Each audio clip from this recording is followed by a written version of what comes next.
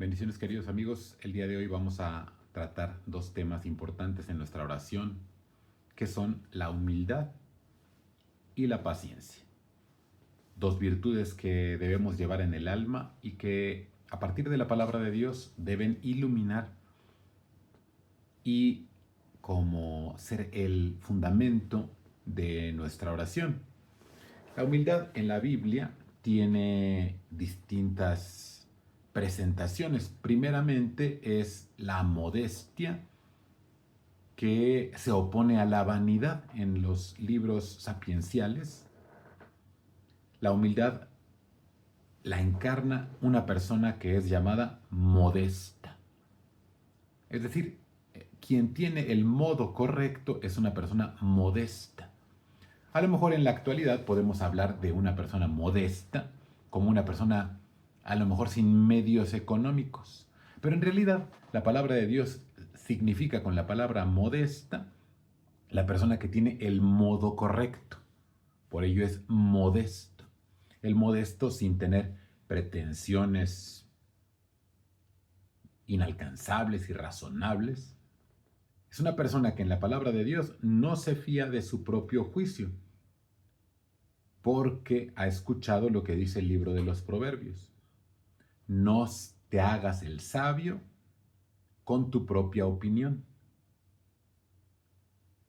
En la palabra de Dios se le exhorta a no tener un concepto de sí mismo más alto de lo que se debe tener y a pensar de sí mismo con una cordura, sin hacerse de su propia opinión como una opinión más alta que la de los demás. Se debe asociar a todos los humildes. Esta actitud se refleja en las palabras del Salmo 131. Señor, mi corazón no es ambicioso, ni mis ojos altaneros. No pretendo grandezas que superan mi capacidad, sino que acallo y modero mis deseos como un niño en brazos de su madre. Este es el modesto, el que ha acallado sus deseos desviados. En el corazón brotan fuerzas que nos llevan a la inquietud y nos llevan a el mal camino. La humildad reconoce esas fuerzas y sabe acallarlas. La humildad, que se opone principalmente a la fuerza de la soberbia, es la que está en un nivel más profundo. Es la actitud de la criatura que se sabe ser pecadora ante el Omnipotente, ante Dios, y que es 3 veces santo. Al orar, estoy ante el que es 3 veces santo y yo soy un pecador. El humilde reconoce ante todo que su vida entera y todo lo que posee es una cosa que ha recibido de Dios. Recordando al apóstol San Pablo, que en la carta a los Corintios nos dice: ¿qué tienes tú que no hayas recibido? Y si lo recibiste, ¿por qué te vanaglorias como si no lo hubieras recibido? Todo es un regalo. Ni siquiera el bien, ni siquiera mis obras son totalmente mías. Cuando son buenas, son de Dios. Primero que mías. Y por lo tanto, me considero un limosnero ante Dios. Y ante Él oro, considerándome a mí mismo un siervo inútil que solo ha hecho lo que debería de hacer. Escuchamos hace poco en el Evangelio, en San Lucas 17, recordando que el que cree ser algo, no siendo nada, en realidad se engaña. el Señor le reveló a Santa Catalina de Siena: tú eres la que no eres, yo soy el que soy. A ti te toca no ser. Y esta es la actitud correcta de quien ora. Soy pequeño frente a la santidad de Dios, reconociendo la condición de pecador, tal como lo hizo el profeta Isaías cuando se le concedió ver la gloria de Dios. Él dijo: ay de mí que soy un muerto, que siendo hombre inmundo, impuro, de labios impuros, se le ha concedido ver al Rey, al Señor Yahvé de los ejércitos. Isaías tuvo la visión, una cierta visión de Dios, y dijo: no es que Dios me haya tomado porque soy bueno. Él dijo: soy un muerto, soy nada, y siendo impuro, así Dios me ha elegido. Pertenezco a un pueblo impuro y así Dios me ha querido. Así también el creyente, cuando le toca hacer oración, se coloca delante de Dios diciendo: tú, Señor, sabiendo que yo era impuro, me has elegido. O como San Pedro, que ante Jesús en la barca se postró diciendo: ay de mí, apártate de mí, Señor, porque soy un pobre pecador. A esta persona humilde que se coloca así ante Dios al orar, es ante quien se abre la gracia. No es Dios alguien que le dé su gracia al soberbio. Más bien, es la Escritura la que nos dice que Dios se resiste al soberbio y le da la gracia a los humildes, dice en el apóstol Santiago en el capítulo 4, el versículo 6, como repitiendo una cosa que ya había dicho el libro de los Proverbios. El Señor se resiste al soberbio, levanta del polvo al pobre. Cuando estamos orando y cuando estamos con una solicitud urgente, no estamos diciéndole al Señor: tienes que hacerme caso a mí, concede esto porque urge. Le tenemos que decir a Dios: no sé cuándo tú quieres hacer el bien a tu pueblo. Si yo soy soberbio, llego a la oración haciendo un plan de cómo deberían ocurrir las cosas, de cuándo se debería cerrar esto. Y el que es humilde, en cambio,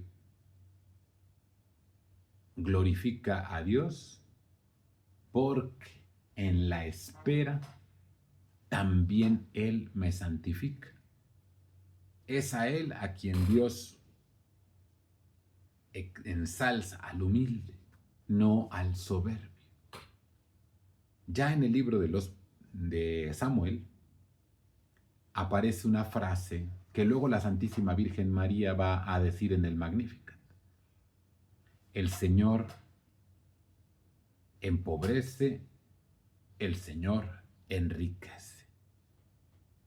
Él abate y Él ensalza. Levanta del polvo al pobre para hacer lo que se siente con los príncipes de su pueblo. Así dice el libro de Samuel, y luego la Virgen María va a tomar esas palabras porque ella sabe que el Señor nos ha hecho pobres. Y reconocer la pobreza, reconocer la pequeñez, reconocer mi falta, mi carencia, mi nulidad, es algo que le resulta muy agradable a Dios, ya que a la honra que Dios da, la precede la humildad, dice el libro de los Proverbios, capítulo 15, versículo 33. Comparablemente más profunda todavía es la humildad de Cristo, que Él nos salvó precisamente por su rebajarse. Él invitó a los discípulos a servir a los demás por amor, enseñándoles que el que dirige debe ser como el que sirve. Y yo estoy entre ustedes, así dijo Jesús, como el que sirve. En Lucas 22, el fin de toda la misión que tienen los apóstoles es que Dios sea glorificado, administrando cada uno el don que ha recibido para que Dios sea glorificado por Jesucristo. Y a Jesucristo le corresponde la gloria, el imperio por los siglos. Si le pedimos a Dios un bien, le pedimos al Señor, glorifica tu nombre, haz mostrar tu gloria. No le pedimos, dame gloria, escucha mi petición. No, sino, Señor, si tú quieres, concede bienes a los que no merecemos nada. Y nos consideramos entonces, ante la humildad de Jesucristo que nos salvó, personas que deben seguirlo, amarlo e imitarlo. La humildad del pueblo de Dios está aprendida de parte de Dios con la experiencia de que Él es omnipotente y Él es el que nos ha salvado y Él es el único altísimo. El pueblo de Dios conservaba en tiempos de Jesús la memoria de las gestas que Dios había hecho con su pueblo, el cual pues había llamado al pueblo antes que a la libertad, al culto, porque estaban siendo oprimidos. Y desde la opresión, desde su miseria, Dios les llama, adórame. Entonces, el camino incluso del Éxodo será una escuela de humildad y de oración con paciencia. Al alabar y dar gracias a Dios, los judíos imitaban a los gestos que tuvo Dios mismo cuando inspiró, por ejemplo, la humildad del rey David, que alababa y cantaba delante de Dios, y que cuando lo criticaron, y que cuando lo humillaron, y que cuando lo insultaron por adorar a Dios, dijo, pues me voy a hacer más vil y seré más bajo a los ojos de Dios. Es decir, su objetivo, esto está en 2 Samuel capítulo 6, versículo 16, su objetivo no era ser grande ante Dios. El objetivo de alguien que cree de verdad es hacerse pequeño. El único fin de la alabanza es glorificar a Dios antes que obtener un beneficio, porque todo se lo debemos a Dios. Y de todo le damos gracias, incluso de la prueba.